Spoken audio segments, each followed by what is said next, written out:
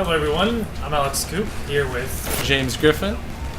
and welcome to another episode of Lunch Breaks, and we are playing some Infamous. Not just any Infamous, the new PS4 Infamous that plays so far exactly like all the other ones. But Sony decided to reboot it again for another generation in kind of the similar vein as Killzone Shadowfall and Uncharted 4. And honestly, so far, I'm kind of sick of Infamous already. After playing the first two, I really liked the second one a lot. I thought they streamlined it. But, I mean, after 2 games, I need a break. And I really feel like Sony, I think that we've talked about this for a while, that Sony's just kind of milking their franchises in the same way Nintendo's almost milking their franchises. Yeah, but that's to be expected though. The PS4 is still in its early stages of its next generation lifespan, so the Milk series are, coming out first. Hopefully some new IPs will eventually. Anyways, This looks very familiar. But I haven't really played it that much, so you might want to. Do you want to explain a bit about what the story here is? Infamous, for anyone who's never played, so basically new PS4 owners who didn't have a PS3. Infamous, you play a normal dude who gets turned superhero or supervillain, and you're these things called conduits, which get powers that are based on things around everyday life. For example, he's got smoke powers. His name's Delson. In the previous games, Cole McGrath, who was just a normal bike messenger, got electricity and actually ice and other stuff in 2. But the whole idea is that you're just a normal dude in an extraordinary situation, kind of like Spider-Man in some sense of the word, but a much more realistic, much more cruel universe. And I know you haven't played much of Infamous, but a lot of them play the same. You jump around. There's a lot of parkour, so you can climb basically any building is scalable. Yeah. And you have like glide abilities and stuff. There's another game that was released around the same time as the first Infamous that I know you're a little more familiar with, and they actually play a lot the same, and that game's Prototype.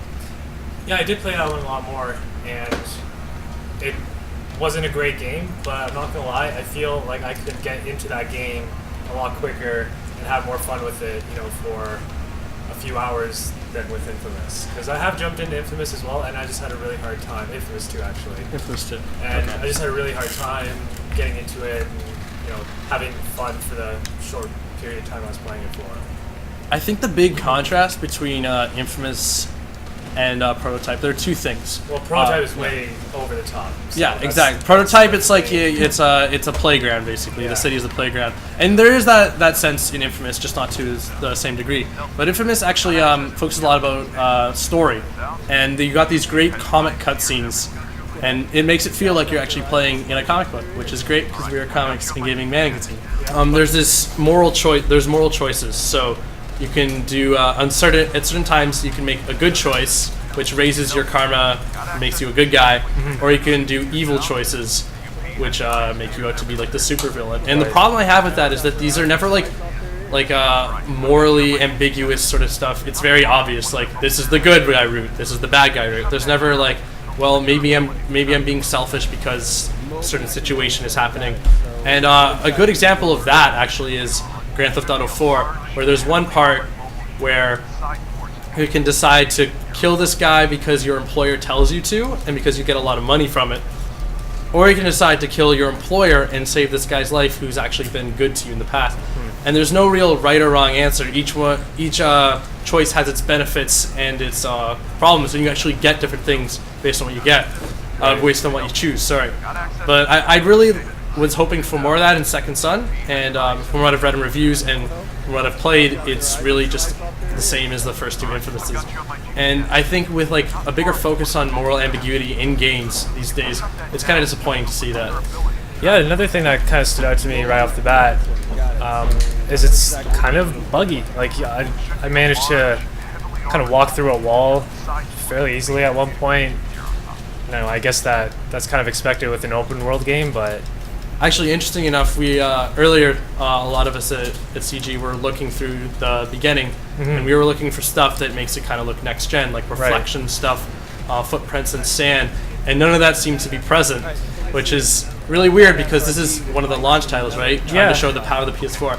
And it does look great, don't get me wrong, but it doesn't look great enough for me to be like, oh my god, I need a PS4. This looks so much better on PS3. Because, I mean, didn't look bad on PS3. I thought the graphics are clearly more polished, but there's nothing mind-bending.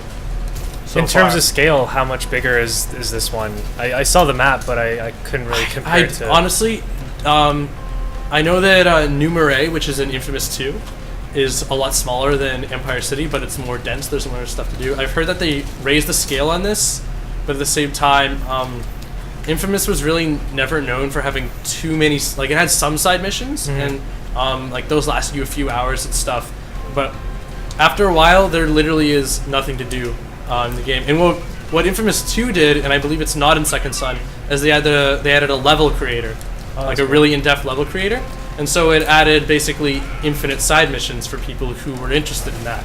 Nice. And I thought that was a great addition, and I really thought they were going to improve it, kind of make it more streamlined, add more options, but I think they took it out altogether in Infamous Second Son, which is definitely takes away the replayability. Yeah.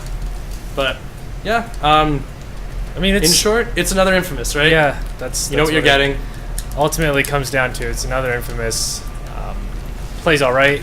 It's not terrible, but maybe you could talk about the story for Prototype, because I played a bit of it, man, and didn't like Alex Mercer. Thought it was kind of just like him being mad at the world, so I should kill everybody. It was kind of like the generic revenge story, but there were some cool storytelling elements. So the way you actually kind of had the mystery unfold, it was kind of an optional thing if you want to learn more, but you basically walk up to specific people around the city who had a certain marker over their head, and those people knew something that that's added to the mystery, and then you go over to them, you'd absorb their bodies, you'd get their memories, and then like a little weird flashback occurs where you like see what they were thinking, what they knew. And that was cool, and like, you know, you can go around the city and look for these people, and you know, eventually you'd find out, you know, you'd have the whole mystery solved, but the story itself, the one you're following in the mystery in itself was not so great. Yeah, it's just, But cool idea though. Yeah, it was pretty cool. I'm trying to think of my biggest gripe with Prototype. I said it was like very off the top, and it was. You can give it another. I'll be honest. I really wanted to like Prototype because I was like, you can do all this stuff. But it almost falls down to that you can, but why would you want to for a lot of the powers? So for example, there's the one where you can like take over people's bodies. Yeah. And like blend in society, and like that was cool in like Destroy All Humans, which is another great game. It was super pointless turning into like a random civilian. Yeah, but there's like no like, or I could just take my like massive saw and destroy the entire city, which seems to be a little more effective. So that was my like. I feel if Prototype contained it a bit more with the powers, and maybe you got them a lot slower. Yeah. Or, for example, like the bigger moves, you had to like wait a long time to charge them and stuff.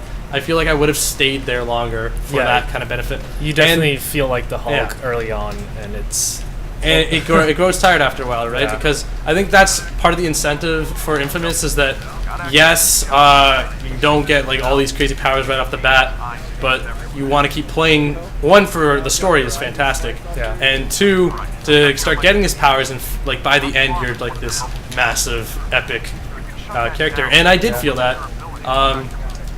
Infamous 2 less so because you already had most of the powers, but definitely Infamous 1 at the end you were like a tank. Like you have this one thing that calls down lightning and destroys everything around you. It's pretty cool. Yeah, that reminds me of some of the powers you had in Prototype as well. And you were able to hijack helicopters. And in the second one, the way you hijacked a helicopter was you uppercutted it, which was kind of cool. You just uppercut and hijack? You uppercut it. Like, it's literally he jumps up, or he's in the air already, and he just like, bam, that helicopter's mine.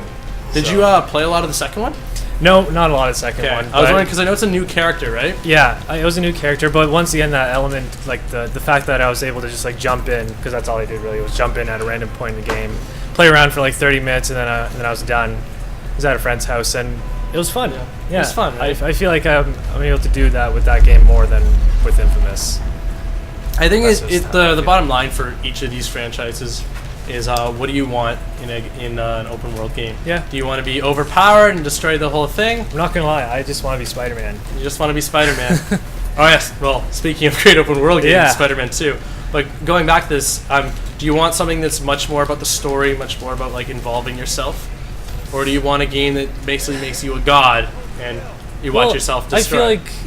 I think GT, like the Grand Theft Auto series, is a perfect example of a sandbox game that gives you a lot to do and a lot to explore, but at the same time, its story is also just as engrossing and worth playing through. So definitely, there's a lot of side stuff to do in that, Yeah. and I feel like Infamous lacks enough variety, kind of like Spider-Man 2 actually. Yeah. It has a lot of side missions, but a lot of them are just the same thing over and over. Yeah. And you get bored of that, whereas I think Grand Theft Auto and a few other more developed, I'd say, sandbox games give you so much freedom and so much variety.